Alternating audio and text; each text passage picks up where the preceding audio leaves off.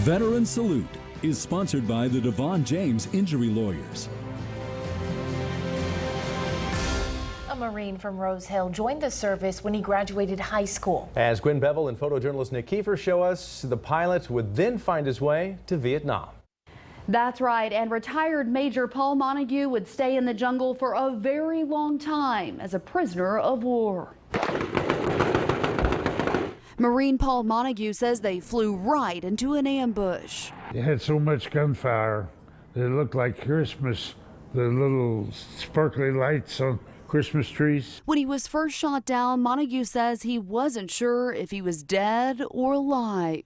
I woke up in a black velvet box, and the box was formed by his armor-plated seat being ripped off the bottom of the helicopter and come flying across and perfectly matched mine. Montague says he could see no light. A face appeared to me.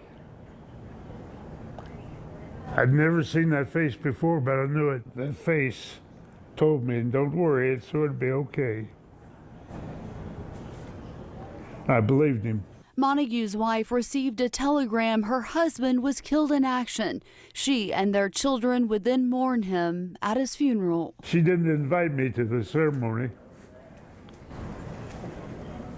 Montague was alive and was being starved and tortured as a prisoner of war. He says he couldn't figure out why he was always the target of the man he calls Farnsworth and the wire ball. If it stays on you long enough, you're going to lose something. That's terrible and hurts, but it's nothing like when they take you out of it and the pain, blood starts circulating back into your arms and legs. Montague says he later learned his co-pilot was a traitor and was telling the enemy everything that went on in their cell. A liar, a turncoat, I'll hang. I would have killed them if I'd known what they were doing. He says when he made it home, he wanted justice. And I said, what we got to do? Try these people in the press? I had orders to Washington to see Secretary of Navy right away. Montague never saw the Secretary of the Navy. He was greeted by a lawyer. He said, well, they believe that this nation would have a coup and that they would destroy the nation. While he endured all he did in captivity, his wife never gave up hope her long wait would be over someday. 2 weeks short of 5 years.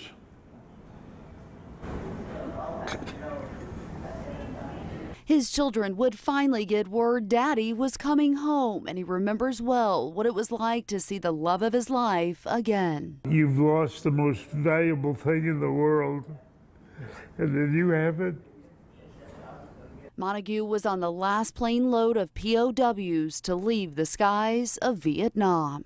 Montague says many of those he calls traitors want forgiveness and continue to ask folks like him to just forget about it. He says he never will. He says that while he walked with some cowards, he served with even more heroes. Here for you, Gwen Bevel, KSN News 3. Tonight, we salute Paul Montague for his service in Vietnam. On behalf of DeVaughn James Injury Lawyers, we're honored to be here with Paul Montague. Paul has an amazing story that you heard, including serving nearly 5 years as a prisoner of war. Paul, on behalf of your service and everything you stand for, we just want to say thank you so much. Well, I'll tell you what, I'm not sure the Vietnamese didn't pay to get rid of it. Veteran Salute is sponsored by the DeVaughn James Injury Lawyers.